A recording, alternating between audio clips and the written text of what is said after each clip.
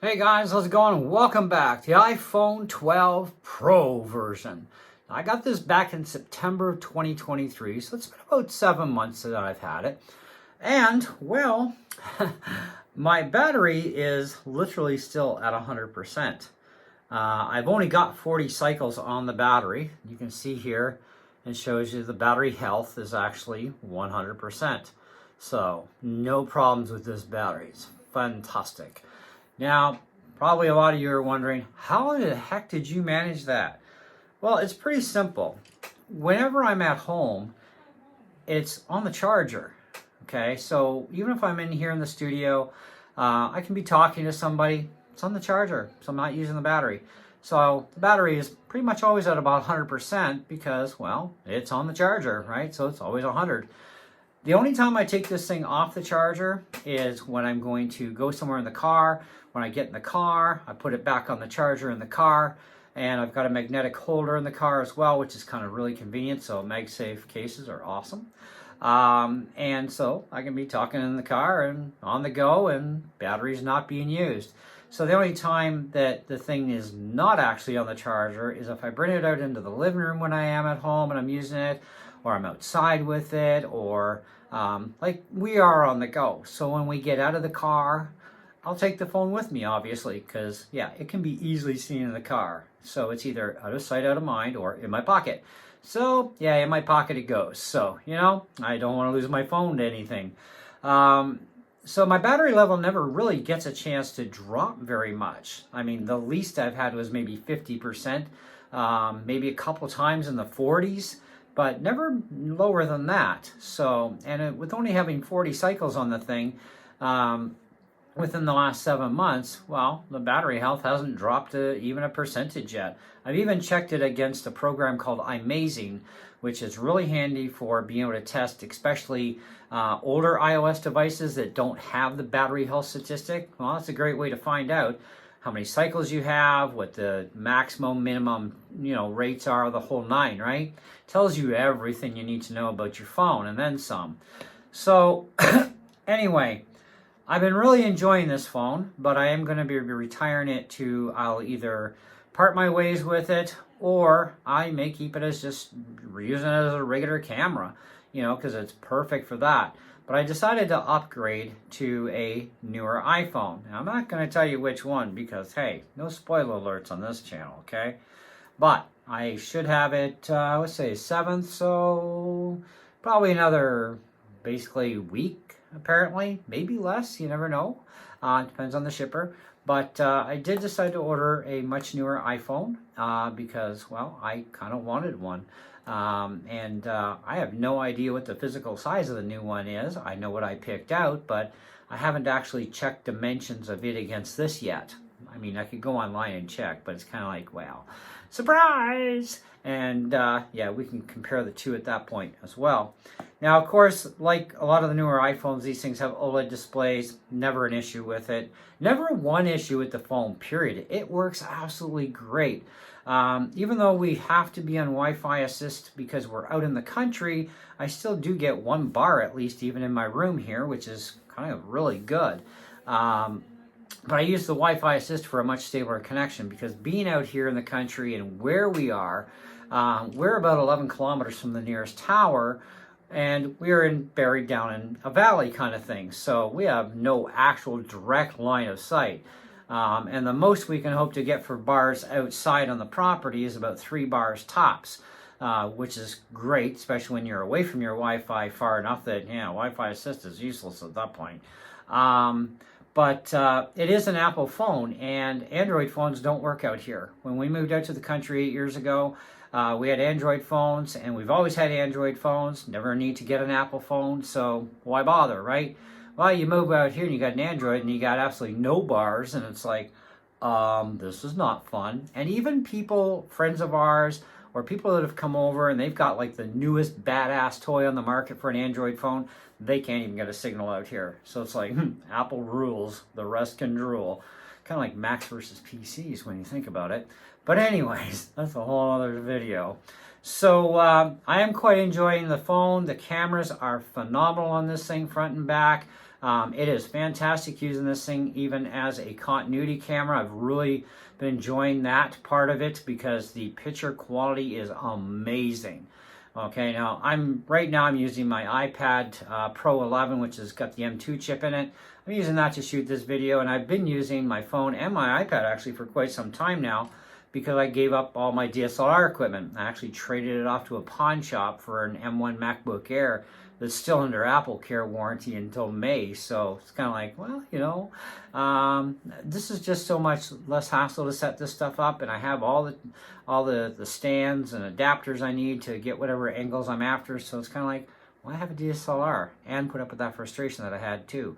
Besides, if I want to take a snapshot, I got this for pictures, which is actually equal to, if not way better than the DSLR I had. So I have to look at things from realistic standpoints here.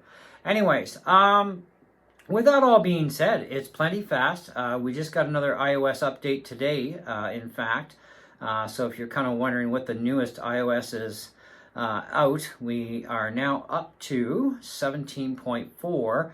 And this thing has still not even been slowed down even in an inkling since I got it. So, and if I remember right, I think I had like 16 on this when I got it, somewhere around there.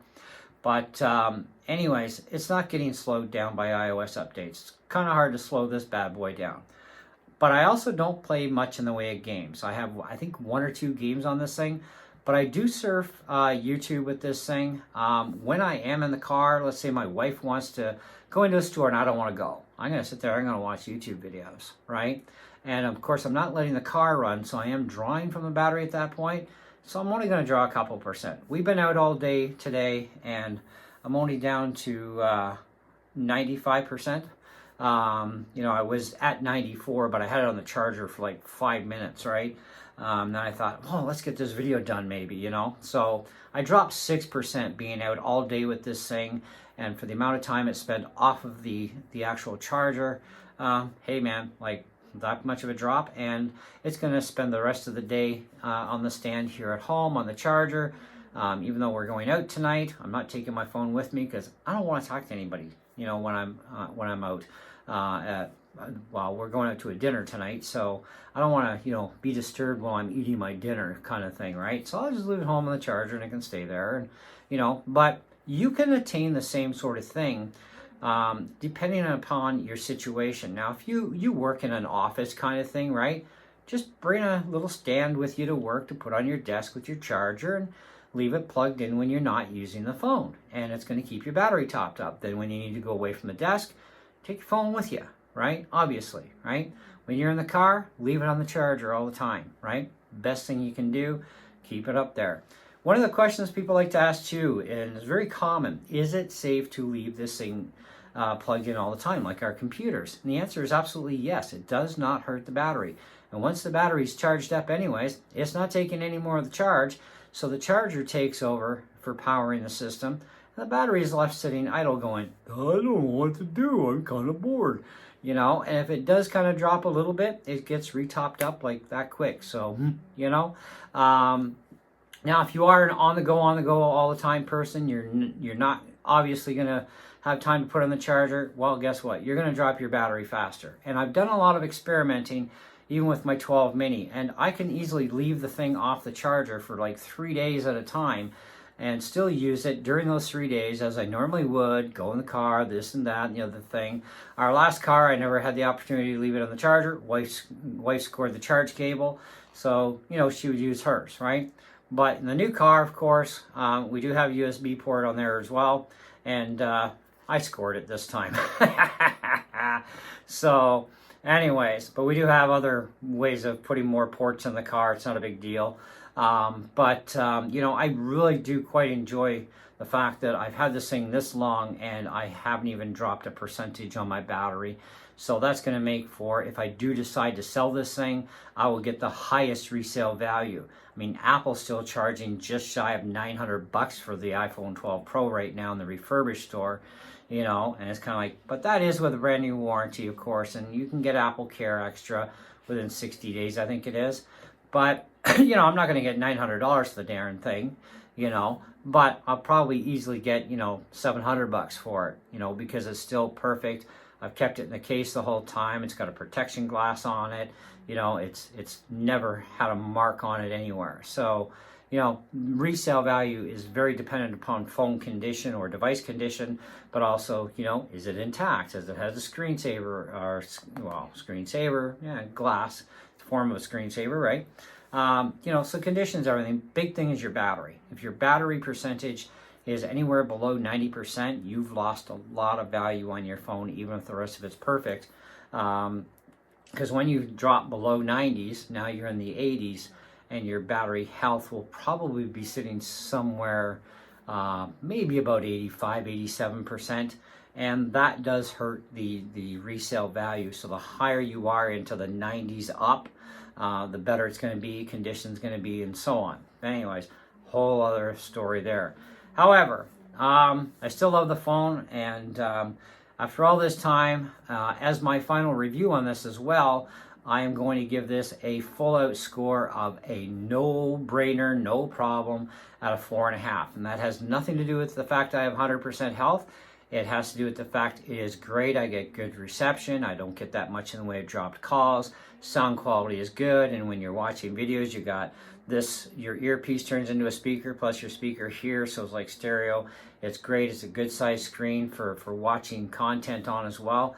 And even though there is a notch, honestly, in a phone this size, you don't really notice that notch at all. You know, I mean, you could be watching a YouTube video and it's like, it doesn't even bother me, you know. My 12 mini, that was a little different, much smaller. And at first the notch kind of did bug me a little bit, but then I got used to it. And it's kind of like, well, I know it's still there, and but this, you honestly, because of the size, it's much bigger than the mini. You don't really notice as much or at all even, and it really won't bother you. So, but I'd never buy a Mac with a notch on the laptops, you know, how they got the notches now. Apple really has to solve that issue, because that is really an annoying thing. Everybody is annoyed with that notch, even though they say, well, you could get used to it over time. You can get used to a lot of stuff over time, and I'm sorry, I can't. That's one thing I just can't handle at this point. So hopefully at some point Apple does remove the notch out of the laptops, and then I'll eventually buy a new laptop from Apple that has no notch, you know, type of thing. But in the meantime, though, no problems. I think it's a great phone, definitely worth buying. Even in 2024, it is definitely an awesome buy. I'm pretty sure you're going to appreciate and love one of these iPhone 12s, whether it's the 12, the 12 mini, the 12 Pro, whatever version of the 12 you go after. This is also the 128 gig model, and I barely even scratched the surface for space, because I don't put much on my phone. It's like talk, it's text, it's a bit of surfing, check and see how broke my credit card or my bank account happens to be, and go, oh darn, okay, type of thing, right? I don't use it for online ordering, that sort of stuff. So, you know, I'm a different kind of a user no matter what, right? Now, my 12 mini was not under the same experimental system, and when I did finally get rid of my mini, I think it had about 87. It was either 84 or 87% health left. So it did kind of really negotiate my value, but at least I still got a decent dollar for it when I sold it. This one would be a lot better for me in the end when I do decide to sell this thing, if I do. I may just keep it and just use it as a full-time continuity camera, which would totally free up the new phone, which would also be a great benefit as well. So don't get rid of your old tech. It's still usable even though you've upgraded. Anyways, do stay tuned to the channel though for the upgraded phone, and you'll find out what it is. And we'll have to do some thorough testing on it as well. So there'll be like a first impressions deal.